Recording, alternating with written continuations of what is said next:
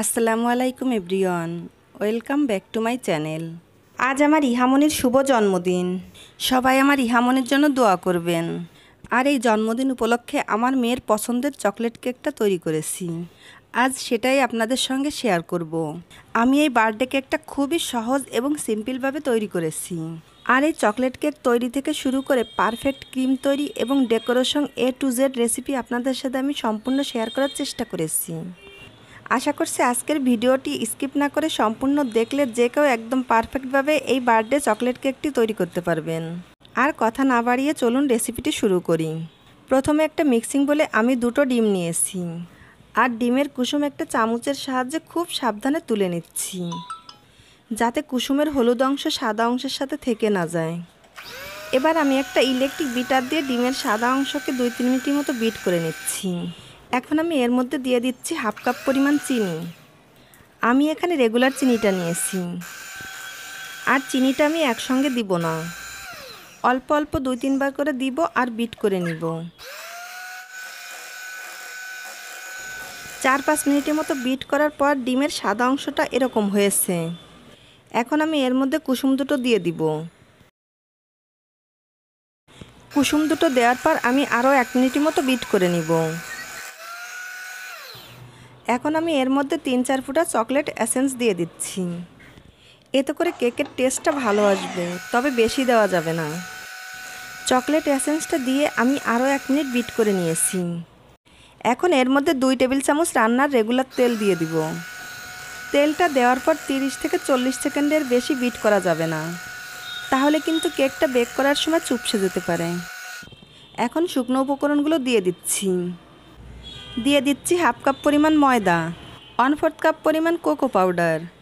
আমি এখানে হাইকো ব্র্যান্ডের কোকো পাউডারটা ইউজ করেছি। এবার দিয়ে দিচ্ছি 1/2 চা চামচ বেকিং পাউডার, 1/4 চা চামচ বেকিং সোডা। এবার এই শুকনো উপকরণগুলো খুব ভালো করে চেলে নিচ্ছি। তারপর একটা হ্যান্ড উইক্সের সাহায্যে সব কিছু খুব ভালোভাবে মিশিয়ে নিচ্ছি। আর খুব আস্তে আস্তে মেশাতে হবে। এর মাঝে আমার ব্যাটারটা তৈরি হয়ে গেছে। আমি আপনাদের এর ঘনত্বটা দেখিয়ে দিচ্ছি। এখন আমি কেকটা বেক করার জন্য একটা মোল্ডে তেল ব্রাশ করে নিচ্ছি। তারপর এর উপর দিয়ে কিছু ময়দা দিয়ে দিচ্ছি। এখন মোল্ডটা ঘুরিয়ে ঘুরিয়ে ময়দাগুলো চারি সাইডে ছড়িয়ে দিব। তারপর আমি অবশিষ্ট ময়দাটা ফেলে দিব। এই প্রসেসটায় কেকটায় বাটার পেপার দেওয়ার প্রয়োজন হয় না এবং কেকটাও খুব সহজে বের করা যাবে। আপনারা চাইলে এখানে বাটার পেপার ইউজ করতে পারেন, তবে যাদের হাতের কাছে বাটার পেপার নেই তাদের জন্য আমার এই প্রসেসটা। এবার আমি এই মোল্ডে কেকের ব্যাটারটা ঢেলে দিচ্ছি। ব্যাটারটা দেওয়ার পর আমি একটু ট্যাপ করে নিচ্ছি, এতে করে এয়ার বাবল থাকলে বের হয়ে যাবে। কেকটা বেক করার জন্য চুলায় 5 মিনিট আগে একটা হাঁড়ি হাই হিটে প্রিহিট করে রেখেছি। আর হাঁড়ির মধ্যে একটা স্ট্যান্ড দিয়েছিলাম, আর সেই স্ট্যান্ডের উপরে কেকের মোল্ডটা সাবধানে বসিয়ে দিয়েছি। তারপর ঢাকনা দিয়ে ঢেকে দিচ্ছি। ঢাকনায় ছিদ্র থাকলে ভালো করে বন্ধ করে দিতে হবে, যাতে করে ভিতরের ভাপটা বাইরে বের হতে না পারে। এখন চুলার আঁচটা লো থেকে সামান্য বাড়িয়ে রেখে 35 থেকে 40 মিনিট কেকটা বেক করব।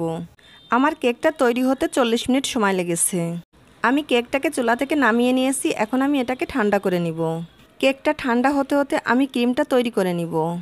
আমি এখানে 1 কাপ পরিমাণ হুইপড ক্রিম নিয়েছি। আর এর মধ্যে দিয়ে দিচ্ছি 2 টেবিল চামচ চিনি। তারপর বিটারের সাহায্যে আমি ক্রিমটাকে বিট করে নিব। আমি এখানে ট্রপিক্যাল হুইপড ক্রিম ব্যবহার করেছি। এটা কিন্তু কেকের উপরে দিলে সহজে গলে যায় না। তাছাড়া এটা অল্প বিট করলেই খুব সহজে ফোমি ক্রিম তৈরি হয়ে যায়। এই ট্রপিক্যাল হুইপড ক্রিমটা ডিপ ফ্রিজে রেখে দিবেন। ব্যবহার করার 30 মিনিট আগে বের করবেন। দেখবেন 3-4 মিনিট বিট করার পর খুব সহজে ক্রিমটা তৈরি হয়ে যাবে। 4 মিনিট বিট করার পর আমার ক্রিমটা তৈরি হয়ে গেছে। দেখুন ক্রিমটা কতটা পারফেক্ট হয়েছে। বিটারের সাথে মিশে আছে, ঝাঁকি দিলেও পড়ছে না। আমি আপনাদের বাটিটা উল্টিয়ে দেখাচ্ছি। ক্রিমটা কিন্তু বাটির সঙ্গে লেগে আছে। এরই মাঝে কেকটা ঠান্ডা হয়ে গেছে। এখন আমি কেকটা মোল্ড থেকে বের করে নিচ্ছি। কেকটা ঠান্ডা হওয়ার পর আমি ছুরির সাহায্যে এটাকে আমি 2 ভাগ করে কেটে নিয়েছি। এবার আমি কেকের স্লাইস বসিয়ে দিয়ে সুগার সিরাপ ব্রাশ করে দিচ্ছি। 1/4 কাপ চিনি আর 1/2 কাপ পানি একসাথে মিশিয়ে এই সুগার সিরাপটা তৈরি করেছিলাম। সুগার সিরাপ দেওয়ার পর এখন এর উপরে দিয়ে দিচ্ছি ক্রিম। ক্রিম দিয়ে আমি কেকটা সুন্দরভাবে ঢেকে দিচ্ছি। এখন কেকের দ্বিতীয় পার্টটা উপরে বসিয়ে দিব। তারপর একইভাবে সুগার সিরাপ এবং ক্রিমটা দিয়ে দিব এবং সাইডেও ক্রিমটা লাগিয়ে দিব। প্রথমে আমি ওপরে এবং সাইডে ক্রিমটা ভালো করে লাগিয়ে নিব, তারপরে ফিনিশিং করব। আমি মোটামুটি কেকটাকে ফিনিশিং করেছি। এখন আমি সাইডে চকলেট গানাশ দিয়ে দিচ্ছি। এখানে আমি 1/4 কাপ ডার্ক চকলেট, 2 টেবিল চামচ হুইপড ক্রিম একসাথে করে গরম পানির ভাপে গলিয়ে তারপর মিশিয়ে এই চকলেট গানাশ তৈরি করেছি।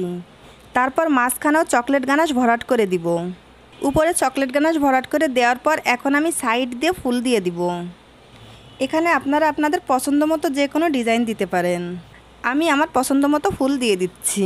আমি সম্পূর্ণ কেকের উপরে ফুল দিয়েছি। দেখলেন তো বন্ধুরা, অল্প সময়ের মধ্যে কত সহজে তৈরি হয়ে গেল অসম্ভব সুন্দর এবং খেতে ভীষণ মজার চকলেট বার্থডে কেক। এটা যে কোনো অকেশনে বানাতে পারেন অথবা ঘরে যে কোনো সময় আপনার বেবিদের বানিয়ে দিতে পারেন। এতে করে আপনার বেবি খুব খুশি হবে। যেমন আমার বেবি আজ খুব খুশি তার জন্মদিনে এই চকলেট কেকটি পেয়ে। এবার কেকটি আপনাদের সাথে কেটে শেয়ার করছি। দেখতেই পাচ্ছেন ভিতরটা কতটা পারফেক্ট এবং সফট হয়েছে, আর খেতেও কিন্তু ভীষণ মজার হয়েছিল। আশা করছি আমার এই চকলেট কেক রেসিপিটি আপনাদের ভালো লেগেছে। ভালো লাগলে বাসায় অবশ্যই একবার ট্রাই করবেন। আর যারা আমার চ্যানেলটিকে এখনও সাবস্ক্রাইব করেননি তারা প্লিজ সাবস্ক্রাইব করবেন। আজ আমার মেয়ের বার্থডে, সবাই তার জন্য দোয়া করবেন। আজ বিদায় নিচ্ছি, আবারও ফিরে আসবো নতুন কোনো রেসিপিতে। সেই পর্যন্ত সবাই খুব ভালো থাকবেন। আল্লাহ হাফেজ।